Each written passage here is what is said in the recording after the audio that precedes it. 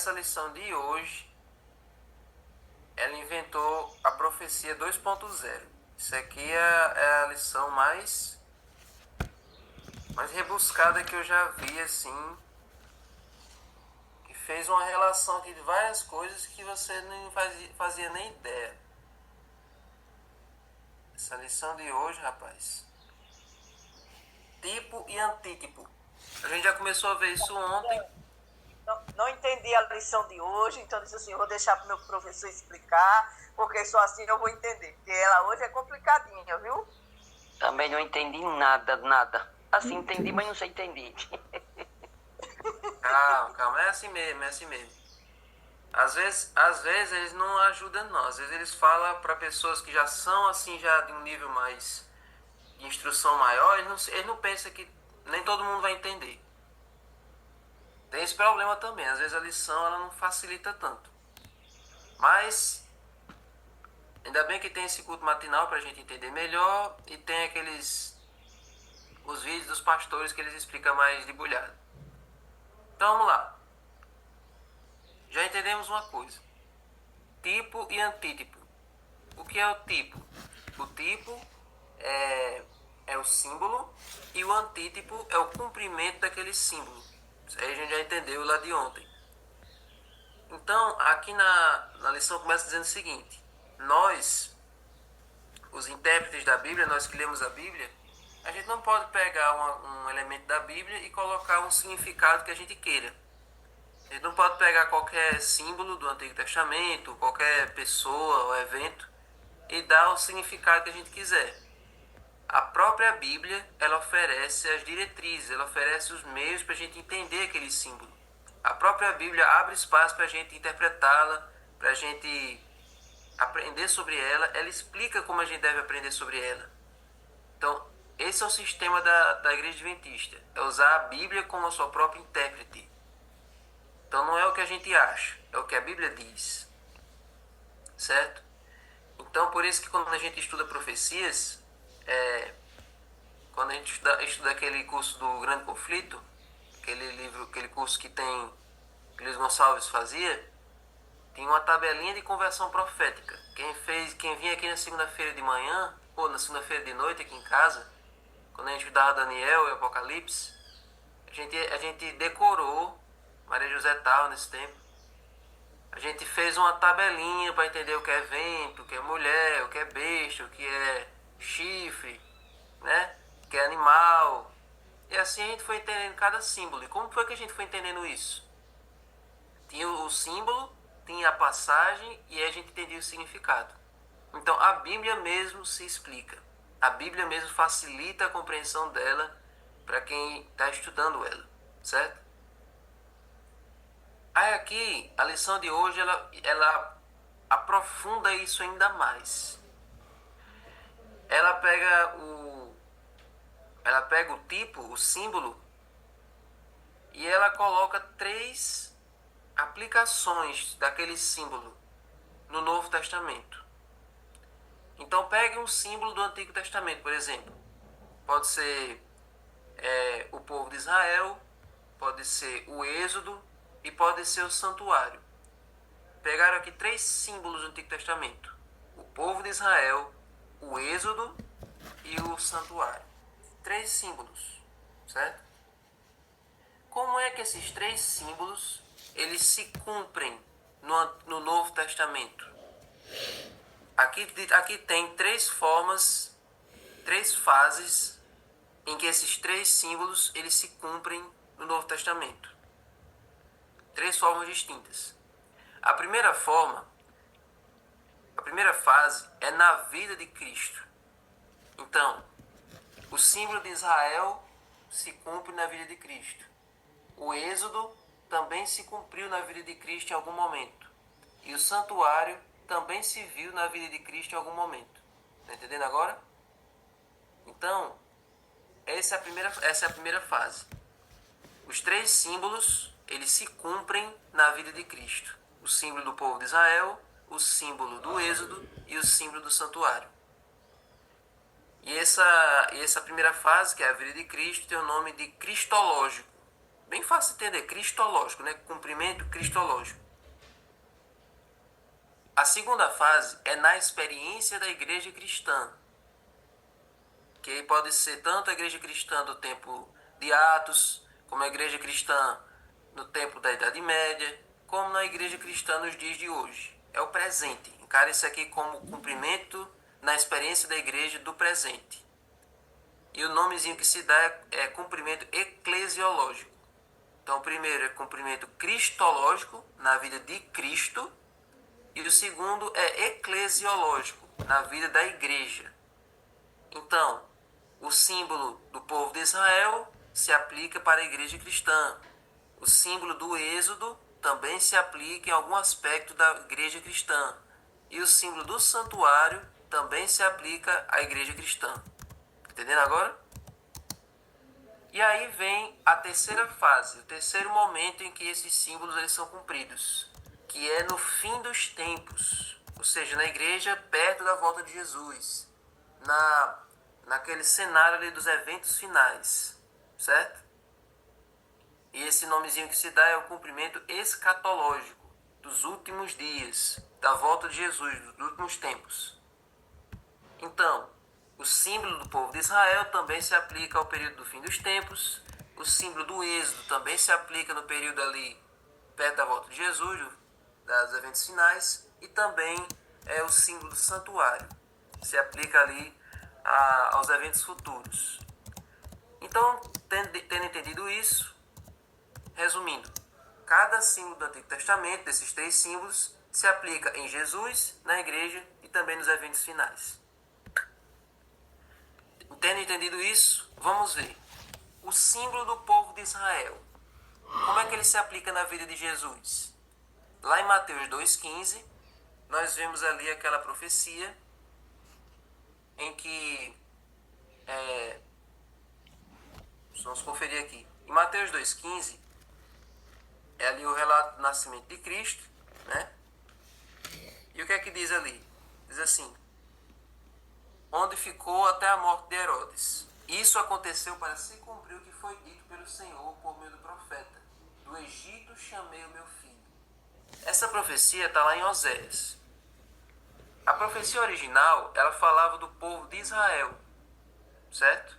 Então, a profecia original, o tipo ali era o Israel, o povo de Israel que tinha saído do Egito, né?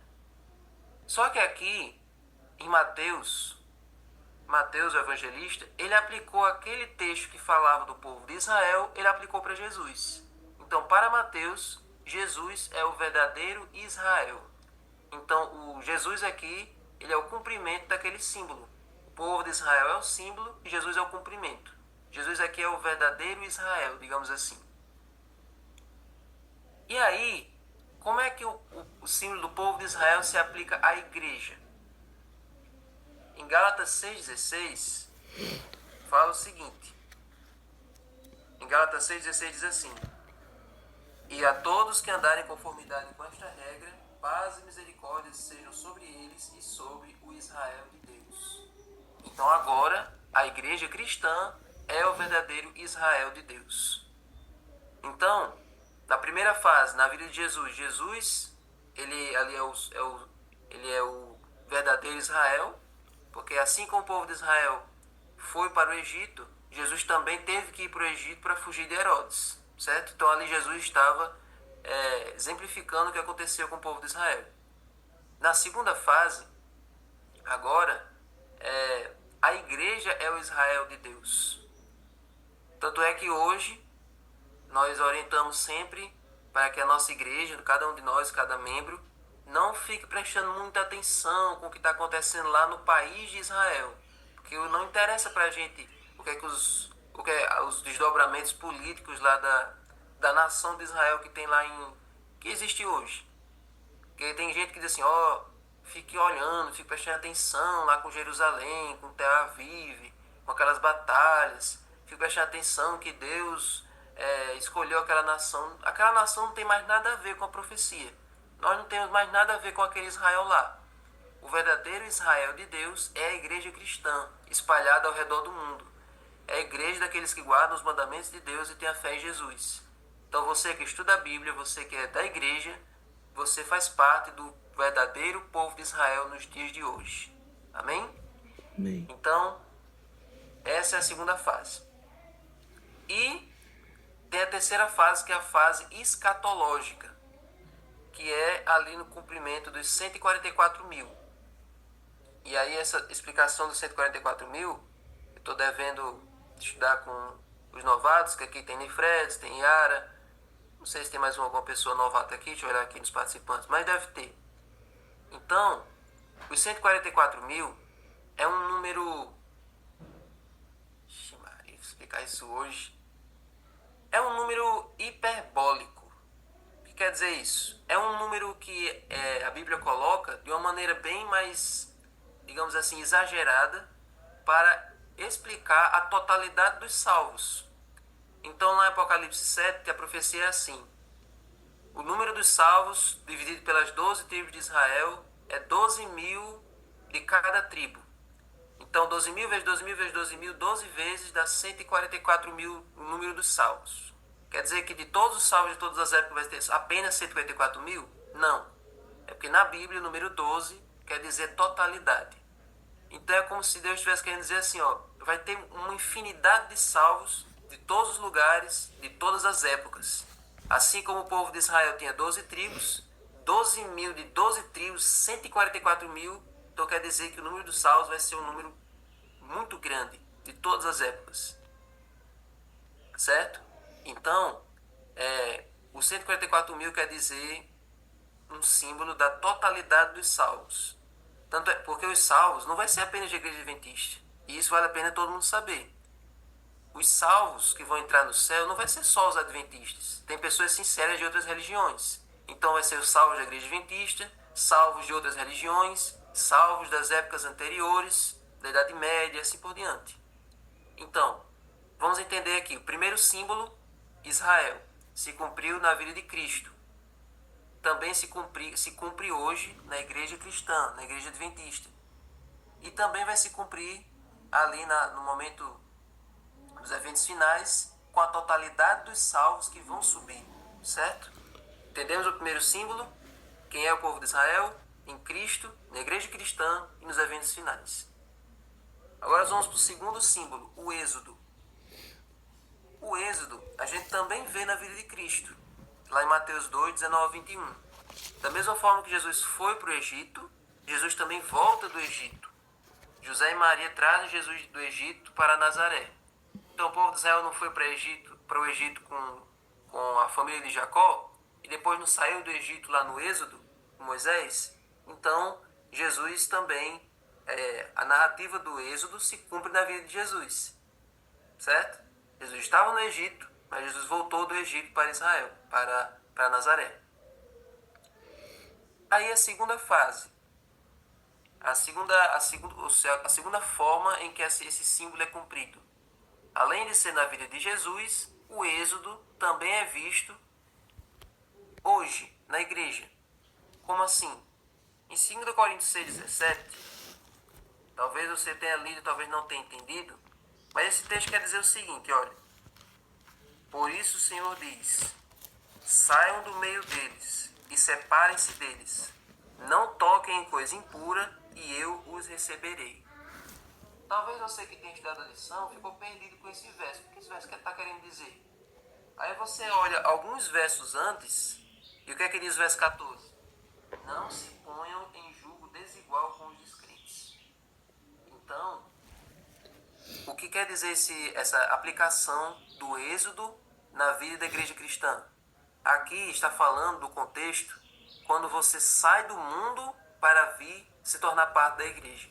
Você deixa de lado os costumes que você tinha antes, você deixa de lado os hábitos errados que você tinha antes, você deixa as companhias erradas, você deixa os vícios para trás, você renuncia aos seus antigos gostos para fazer parte agora da igreja cristã, fazer parte da igreja, para ser transformado por Jesus. Então, é o processo de êxodo que você sai do mundo para vir para a igreja, certo? Entendeu agora? Então, a primeira aplicação é o êxodo na vida de Cristo, a segunda aplicação é o êxodo na vida do crente, quando ele sai do mundo para vir para a igreja, quando ele deixa as práticas erradas para se tornar transformado, batizado e convertido, certo? E aí, a terceira aplicação é Apocalipse 18:4, que já é nos eventos finais, já é no fim dos tempos. O que é que diz em Apocalipse 18:4?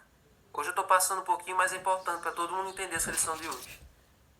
Apocalipse 18:4 diz assim: sai dela, povo meu, para não seres cúmplices dos seus flagelos.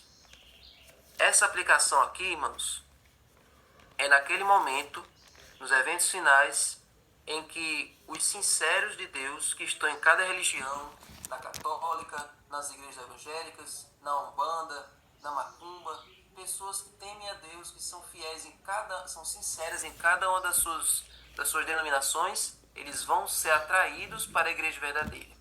Eles vão sair dos seus lugares de origem e vão fazer parte da igreja verdadeira.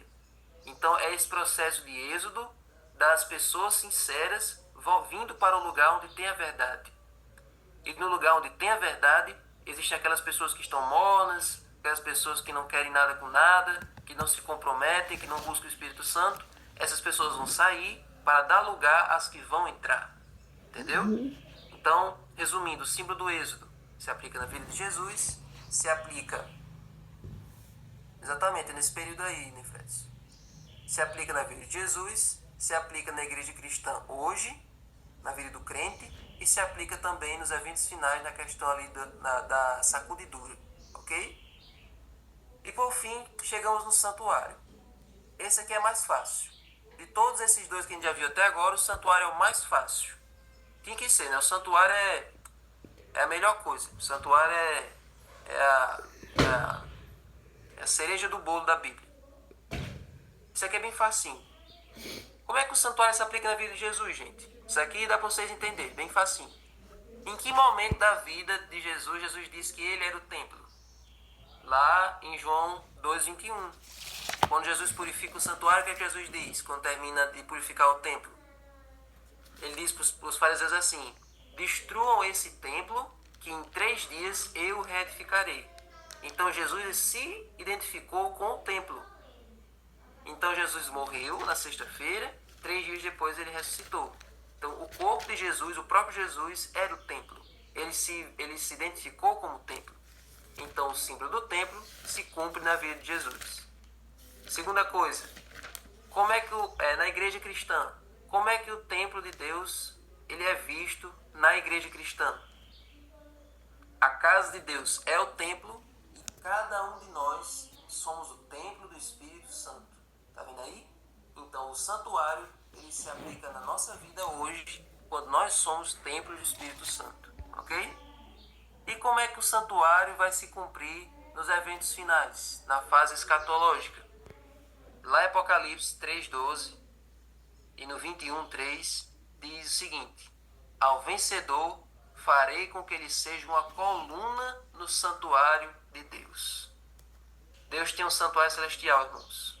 E cada um de nós somos vencedores nos conflitos de hoje, nas batalhas do bem e do mal que nós vivemos hoje. Deus vai dar ao vencedor a bênção, o privilégio de ser colunas no santuário de Deus que está lá no céu. Amém? Amém. Então nós vimos que o santuário se cumpriu em Jesus. O santuário também se cumpre em nós. E o santuário vai se cumprir no futuro, quando nós estivermos lá na presença de Deus e formos colunas desse santuário. Então, gente, a Bíblia é um livro rico. A Bíblia é um livro maravilhoso. Quem estuda a Bíblia é recompensado. Quem estuda a Bíblia aprende sempre coisas novas. E olha só, eu trouxe uma imagem aqui para vocês entenderem. Acho que vocês já viram na internet essa imagem. Essa imagem mostra um diagrama aqui, uma representação de todas as referências da Bíblia.